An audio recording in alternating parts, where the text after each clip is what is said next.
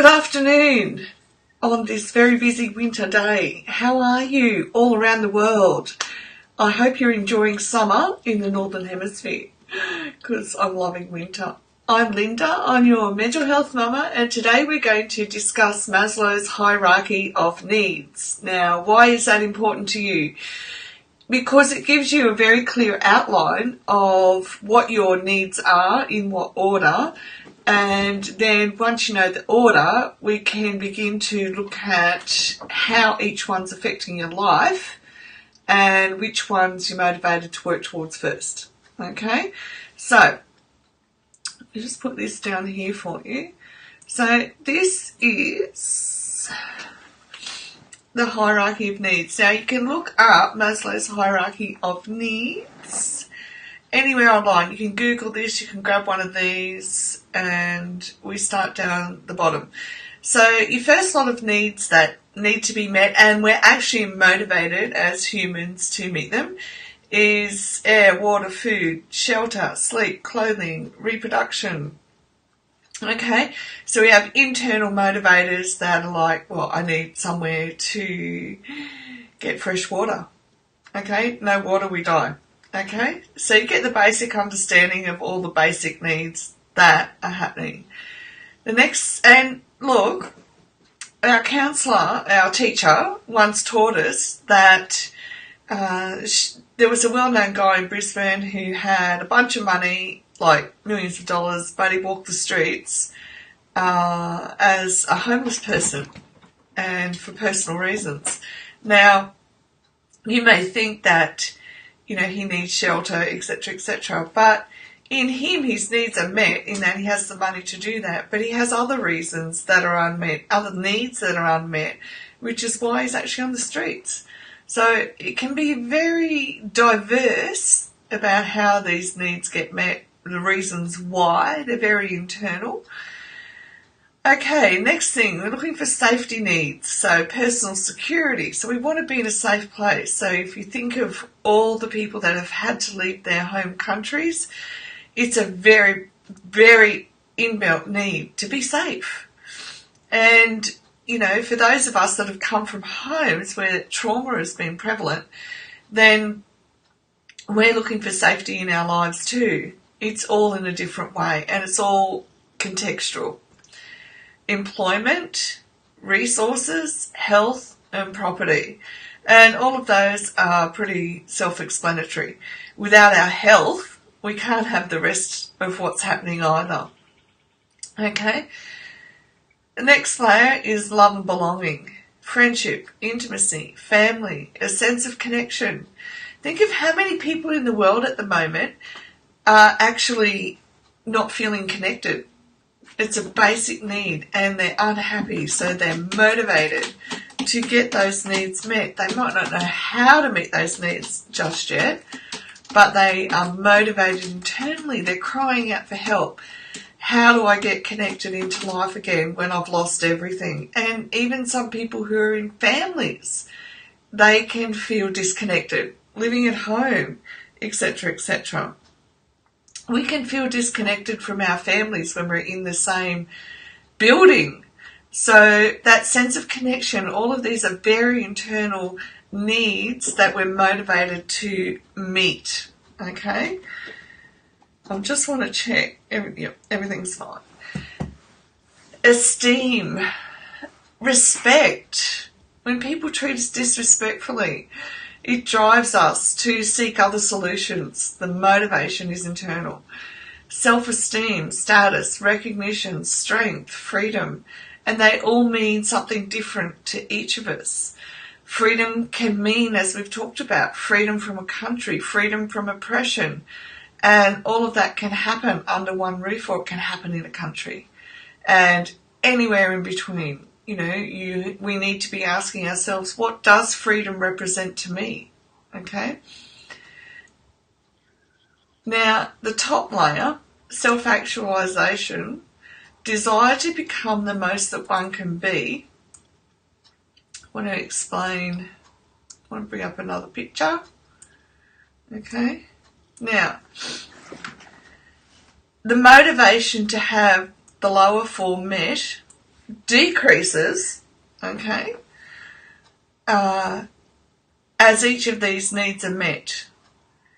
The motivation to become all I can be increases continually, okay? So I actually made a sheet for you to make it easier, okay? So if you were to look at what's happening in and around your life today, what would be one of these that you really feel motivated to meet today? And it can be very hard, especially when we're a mum. It can be really super hard to sit back and think, well, what do I need? Now, Maslow's hierarchy of needs did get expanded over the years, and we'll look at the expansion pack tomorrow. Hi, Sarah. Good to see you. But I know when I was first thinking about what do I need, one, I didn't have a list to do a checklist, but I also couldn't feel what I needed inside of me. And when we've come through an upbringing that's contained trauma, we actually go through times where we're not aware of being able to feel what we need as quite normal for coming through trauma, okay? So when I first began to address what was inside of me, that, what did I need? I was so confused. It was like, well, what do I need? I have a home, a family, I could tick off most of these on the list, but it's up here in the self-actualization. Sorry, I'll just show you, Sarah. So it's up here in this level, the self-actualization, that we begin to actually explore more of what's my bigger picture in life, what do I need in order that I meet those needs. And as I do that, I begin to expand not only my life, but my business, my connections, my family, etc., etc. And we unpack our gifts into life day by day, just one day at a time, but we do that as we begin to recognise the burning desire within us. My first burning desire was to understand there has to be more than this. So one of my first questions when I stopped to ponder was, there has to be more than this, okay? So I had a home, the husband, the kid, one kid at the time, a full-time job, did all the house stuff, etc., etc., friends round for Barbies and all of that. So I pondered, there has to be more than this. So without even knowing it, I was at a self-actualization place where I wanted to give back more, or I wanted to understand what my more was. But meanwhile, when we do the self-actualization part, we actually begin to address deeper layers of the needs in the list as well. Okay? So they're only starting points, they're not ending points. And tomorrow we'll add in another 3 to the hierarchy of needs in order that we get an even deeper understanding of what goes on. Now, initially, Maslow said they were all fixed in tiers, that we had to have one after the other, after the other, after the other. But like all good things, as they unfold over time and we begin to examine them over time, it became aware that when we put those hierarchy of needs into an individual's culture, into an individual's upbringing, scenario, what's happening in their country, all the dynamics become different and mixed, okay? So you can't say, oh, well, you're at that level and that's it, that's what you've got to do. Well, no, it doesn't work like that, okay? So my challenge for you today is to sit down and see if you can identify one of these things that you'd like to work on for yourself. So if I was to look back over my life, I would say, and when I was at the point of saying there has to be more than this, respect would have been one of the things that stood out for me, that I needed to learn and understand and have. And it's not always about respect for myself, because we can be taking care of our basic needs, but it can be putting boundaries in place and teaching other people how to respect us, what we will and won't tolerate. And I certainly needed to learn to do a lot of that back then as well. And it's a process. I certainly found over time I processed and how do you say that?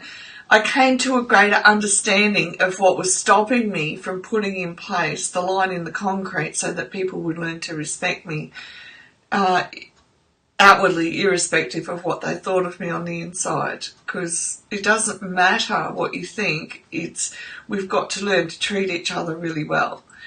If you have any questions or comments, please feel free to ask questions and comment down below. Thanks for making it, Sarah. You've been doing fabulous in everything you're doing. Actually, I'll send you a message shortly. I want to thank you all for being here today, and everybody's here that will come on the replay. Remember, it's a journey that we take one step, one day at a time, and if we can identify one thing, we can begin working on it and incorporating it into our life. And as we do that, we inspire other people to want to do that as well. And that's how we have an influence without even trying, because we're standing up and we want to make a better life for ourselves and for others. That's always our heart motivation as well. It's not just for us, it's for somebody else. I've heard so many comments over the years of people saying, oh, you can't just focus on yourself. And they are totally missing the point. When it's not about ourself and being selfish, okay, but if I can't identify what's stopping me from growing and becoming more of who I'm meant to be, etc., then how am I going to help somebody else? How am I going to breathe life and inspire somebody else to become more of who they are? Set them free, help them achieve their reason for being here. We can't.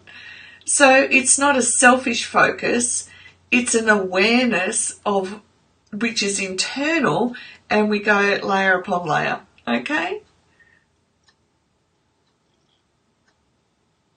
Okay, thanks Sarah, that's great. Yeah, it's all good. We all get there, and as busy mums, oh look, we do it when we can. That's why I like to keep them short, so that we can absorb some information and then go away, and as we're going through our day-to-day life, we learn to look at what's happening for us and how we want to apply it. Good stuff. Okay, thanks for coming, and if you're here on the replay, we'll do a hashtag replay, and I look forward to tomorrow doing the Maslow's Hierarchy of Needs extended version and how we can incorporate more of that in our day-to-day life. Have a wonderful day or a beautiful evening, and I will definitely see you tomorrow. Bye for now.